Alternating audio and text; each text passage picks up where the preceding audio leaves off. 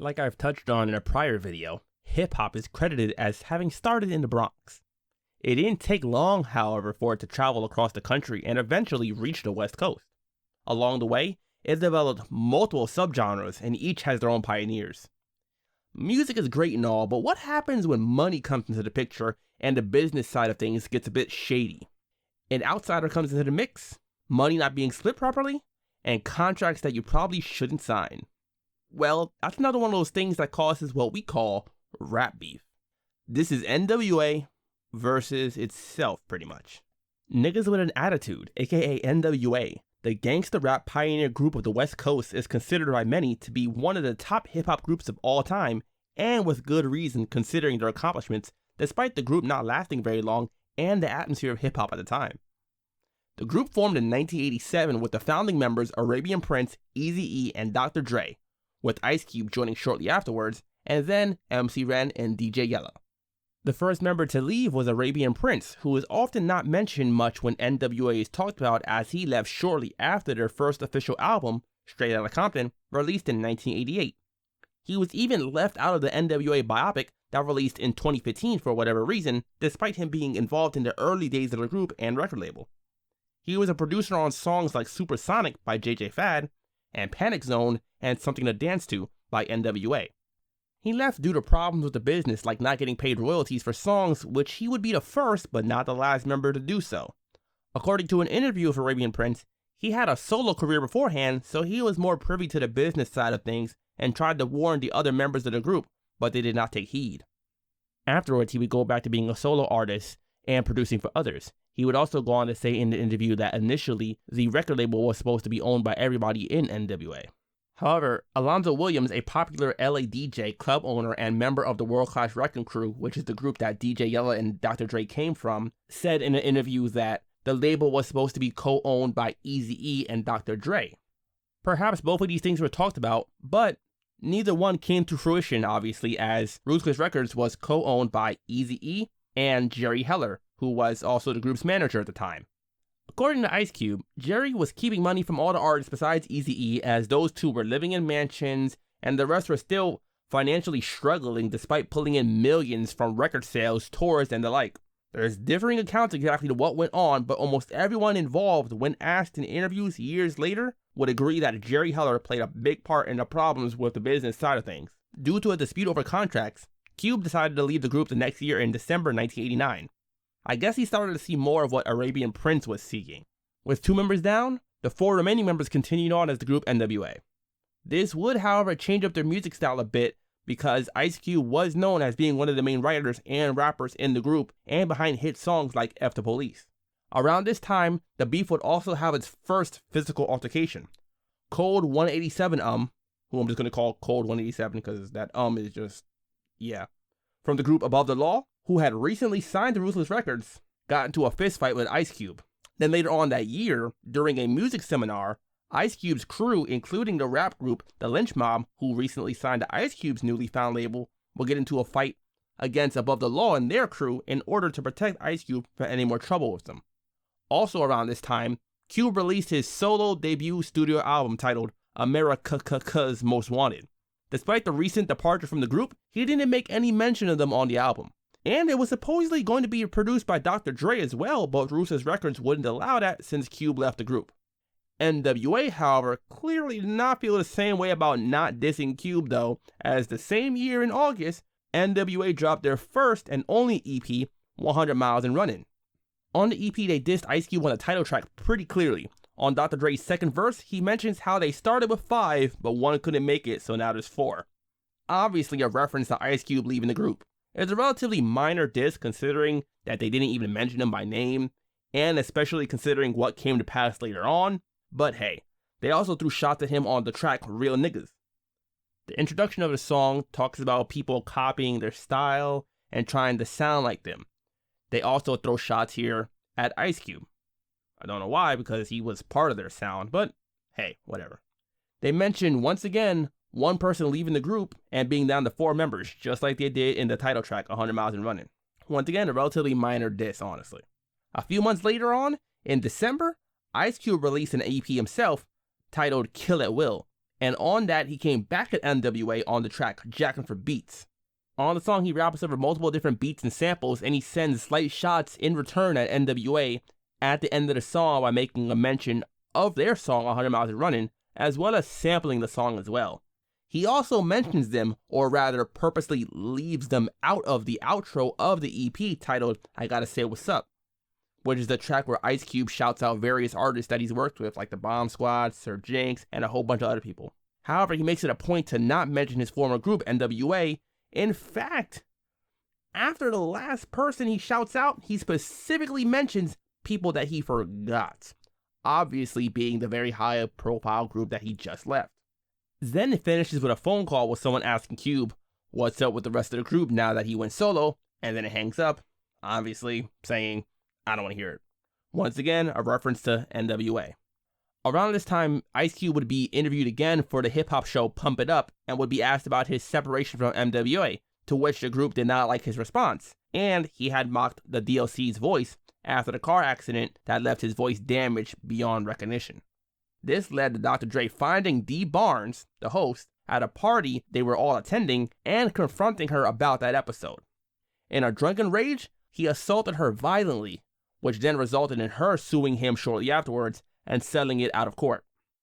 In May 1991, N.W.A. released their second and last album, Niggas for Life, which topped the charts, went platinum, and is generally considered the start of G-Funk, as this marked a change in Dr. Dre's production, which would be furthered on his solo debut album, The Chronic, as well as albums he was heavily involved in, like Snoop Dogg's debut album, Doggy Style.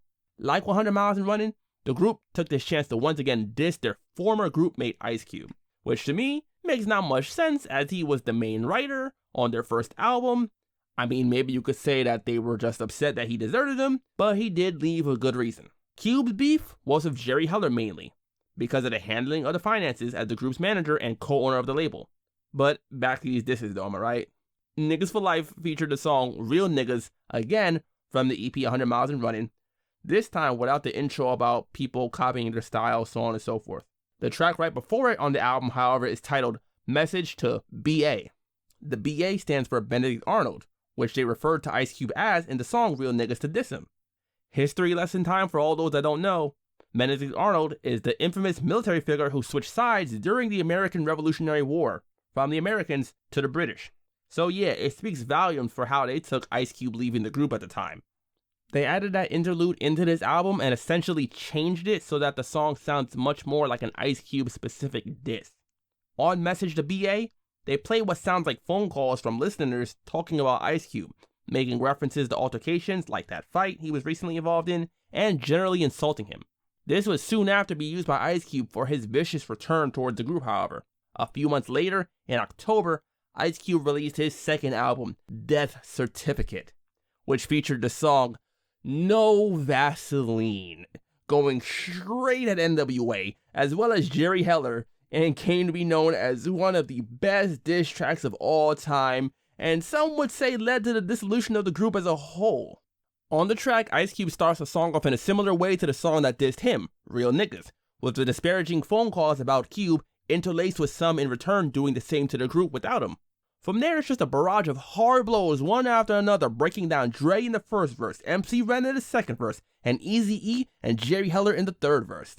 DJ Yella gets one line dedicated to him, but that's about it since he wasn't the one behind writing or reciting any of the lyrics and hadn't outright dissed Cube like the others had.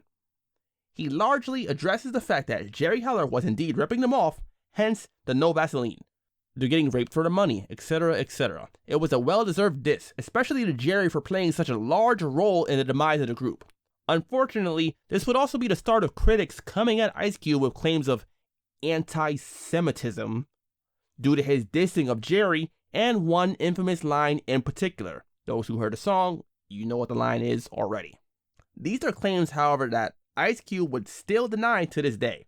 After this, the beef between Cube and N.W.A. would cease as they didn't respond, and some months later, Dr. Dre would also wind up leaving the group due to financial issues, just as Arabian Prince and then Ice Cube had done before him, leading to the complete dissolution of the group as Dr. Dre left the label and went solo. MC Ren went solo, though he stayed on Ruthless Records, and Eazy-E went solo as well, with DJ Yella staying with Eazy as a producer still.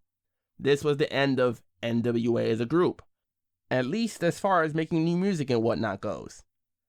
But this was not the end of the beef between the members.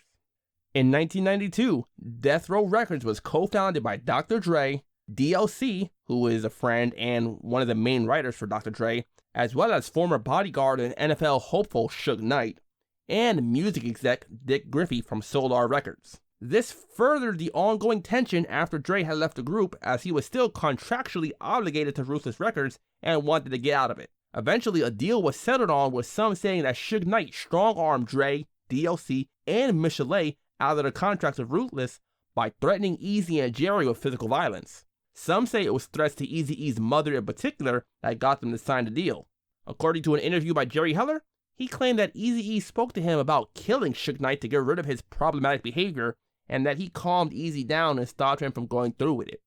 Since the group was now broken up, the issues here would boil down to Ruthless Records versus Death Row Records. In December 1992, Dr. Dre's solo debut studio album, The Chronic, was released. On the album, Dr. Dre and company took plenty of opportunities to diss Eazy-E and others. F with Dre Day and Everybody Celebrating, or simply Dre Day for short, was the second single from the album and a diss track to Eazy-E, Uncle Luke, and Tim Dog. This is the second video now where Tim Dog makes an appearance getting dissed in the midst of a crossfire between two other artists. It's kind of funny, but yeah. The song was a hit and was accompanied by a pretty funny music video. It features parodies of Eazy-E, named Sleazy-E in the video, and Jerry Heller. In the video, Eazy and Jerry have a relationship where Jerry essentially sends out Eazy to find new artists so that he can get them to sign horrible contracts and they get paid off them. So yeah, clearly Dr. Dre has some ill feelings about the whole contract thing. I guess it just took Dre a little longer than it took Arabian Prince or Ice Cube. He takes multiple shots at Tim Dog also for dissing Compton, as well as Uncle Luke. He also takes a few shots at Ice Cube at the end of his third verse, specifically mentioning Ice Cube's newly founded record label, Street Knowledge Records. This track though came hard at everybody it dissed, especially Eazy, due to the main focus of the video being on him. Side note, he was played by Anthony Johnson, the comedian and actor well known for his role as Ezel in the movie Friday, who unfortunately passed away in September of 2021. The B-side of the single for Dre Day is Puffin' on Blunts and Tangeray, which features Lady of Rage, Daz, and Corrupt. On the intro, Dr. Dre disses Eazy, Tim Dog, and Uncle Luke once again, while Corrupt on his verse sends shots at Cocaine and Code 187, who were signed to Ruthless Records. Dr. Dre also dissed Eazy-E on the song Bitches Ain't Shit, featuring Snoop Dogg, Daz, Corrupt, and Jewel. For those that don't know, this is the album that introduced Snoop and crew to the whole industry. They're all over this album. Like, seriously, like, go look at the track list. It's kind of ridiculous.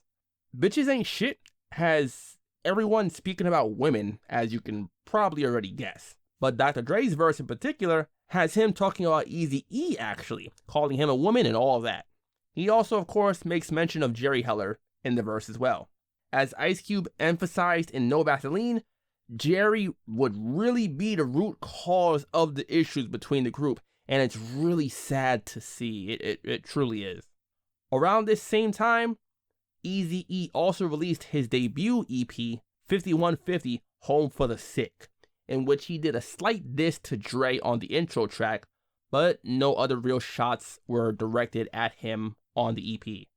However, in October 1993, Eazy-E released his second and final EP. It's on Dr. Dre 187 Killer. If you can't tell by that title, this is an EP with one goal in mind: killing Dr. Dre. Lyrically, of course, and that he did. From the intro, he lets listeners know what they're in for. This is directly to Dr. Dre and Snoop Dogg. Then, right into what is known as one of the best diss songs of all time.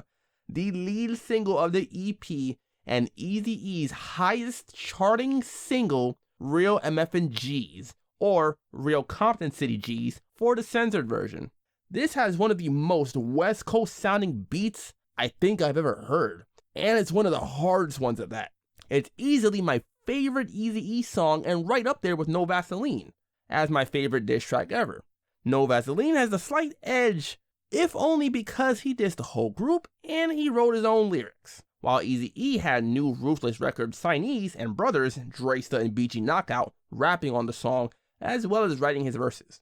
On the song, they lay in the Dre and Snoop heavily dissing them for their false gangster personas and the treatment people allegedly were getting at Death Row Records, and of course dropping the killer line, Dre Day only meant Eazy's payday, referencing the fact that part of Dre's sales were going to Eazy-E because of the contractual obligations from Dre being on Ruthless Records previously. He also takes a shot or two at Dre on the track Still a Nigga from the EP, once again calling Dre fake, you know, that whole gangster persona, so on and so forth. The disses continue yet again on the track It's On, which as you can see from the title, is, of course, more disses at Dre and Snoop. Eazy-E flips multiple lines from songs on The Chronic, like Nothing But a G-Thang, for example, to diss them. He also makes references to the D Barnes incident, which is something that Tim Dog did as well on his song F Compton, which led to him getting dissed by the two on F with Dre Day along with Eazy-E. The last track on the EP, Down to the Last Roach, is a response song of sorts to the song The Roach from The Chronic, which was the outro for that album. On that song, they rap about getting high, obviously, and on this track, Eazy does the same thing. As I said, the majority of this EP, as the title states, is meant to attack Dre, to freaking kill him lyrically. These would be the last songs that Eazy-E would release regarding the beef, as he tragically passed away in March 1995, roughly a year and a half after the release of the EP, from AIDS. But others on Ruthless Records and Death Row would still have tension for a little while. Signees to the labels like Bone Thugs and Harmony and BG Knockout and Dresta would send shots towards members of Death Row like Corrupt and Daz from the Dog Pound. In April 1994, Cocaine released his second studio album, Funk Upon a Rhyme, which has the song Don't Bite the Funk, and is a diss track in response to the disses from the Chronic album towards Ruthless Records.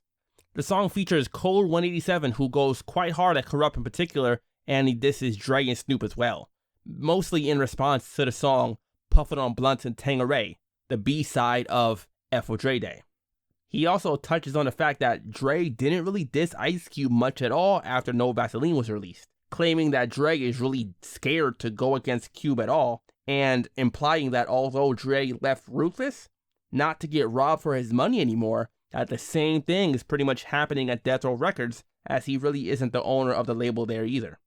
This is one of the harder diss tracks in this overall beef, especially outside of actual N.W.A. artists. Later that year, in October 1994, the soundtrack for the film Murder Was the Case was released, which featured the debut single by the Dog Pound titled What Would You Do, featuring Snoop Dogg and Jewel. This was a diss to Ruthless Records. In particular, they also mentioned BG Knockout by name and make generally threatening lyrics directed towards the whole record label. Typical stuff, right? That next year, in July, Bone Thugs and Harmony released their second studio album, E 1999 Eternal, which featured the hit song Crossroads, dedicated to Eazy-E and others close to them that passed away. On the song Shots to the Double Glock from the same album, a slight shot is sent to Death Row by Lazy Bone on his verse. Also from the same album, the song Mo Murder contains a line as well dissing Death Row, this time on Crazy Bone's verse. Somewhere around this time, another physical altercation occurred. This time between the brothers BG Knockout and Dresta against Nate Dogg and crew. According to an interview by BG Knockout, Montel Jordan was having a video shoot for his new single, and Def Jam artists were attending, which included him and his brother, as well as Warren G, who of course invited Nate Dogg and Snoop. According to him, Nate Dogg ran over his foot with a golf cart, resulting in him punching Nate Dogg, and then Dresta getting involved, and Nate Dogg hitting him with the golf club, breaking his hand and hitting him in the back of the head. Shortly afterwards, in August 1995, Dresta and BG Knockout released their debut studio album titled Real Brothers, which featured the song DPGK, Dog Pound Gangsta Killers, which of course was a diss track to Snoop, the Dog Pound, and the whole crew. It's a pretty good track, probably one of the better diss tracks sent back and forth between the two camps, and it has a pretty funny video to go along with it. Now you might be thinking that's all of the diss tracks in this beef. But wait, there are more. Remember when I mentioned that those were the last that Eazy-E released? Well, technically they were. The rest of his diss tracks were posthumous releases. In January 1996, his second and last album, Straight Off the Motherfucking Streets of Compton, was released. The album had more disses towards Death Row Records, specifically the songs What Would You Do, featuring Dirty Red, which was a response to the Dog Pound song of the same name, and Old School Shit, featuring Dresta, BG Knockout, and Silky Fine. What Would You Do is another one of my personal favorite diss tracks from this beef and Eazy-E song in general. The beat is dark and menacing. They flip multiple lines from previous Death Row songs like Murder Was the Case by Snoop and What Would You Do by this Dog Pound. I think it's one of the more underrated songs from the beef, most likely because it's on an album that was released almost a year after Eazy-E's death, which also caused the beef to settle down between the groups. Members of the two labels would go on to work with one another, like Snoop and Corrupt featuring on Krayzie Bone's solo debut album, or BG Knockout and Dresta featuring on one of Dog Pound's albums. Allegedly, before his death, Eazy-E had made peace with both Ice Cube and Dr. Dre, and they talked about possibly getting the group back together and had even fired Jerry Heller, but unfortunately, he passed before anything new between them could take place. Eazy-E would go on to be recognized as the godfather of gangsta rap, and the other members of N.W.A had their individual careers continue. Ice Cube, as we all know, went on to act in plenty of movies. Dr. Dre left Death Row and started Aftermath Records in 1996, as well as other business ventures.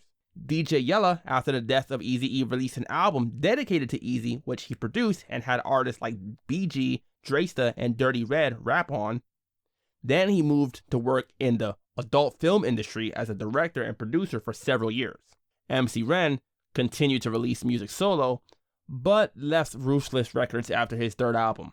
The group would also collaborate on various songs together and release compilation albums of older songs, but never released a new N.W.A. album as of yet. It's unfortunate that a man outside of the culture was able to come in between one of the biggest hip-hop groups ever. We could really only guess what could have happened to N.W.A. if not for the rift between the members.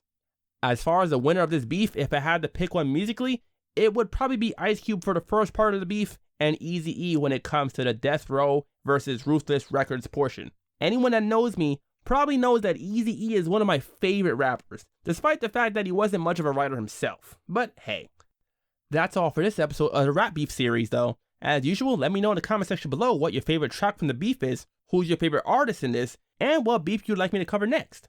And what other series you'd like to see me handle, because this channel isn't just about rap beefs, it's about hip-hop in general. So, as always, click that subscribe button, stay tuned for more, and thanks for watching.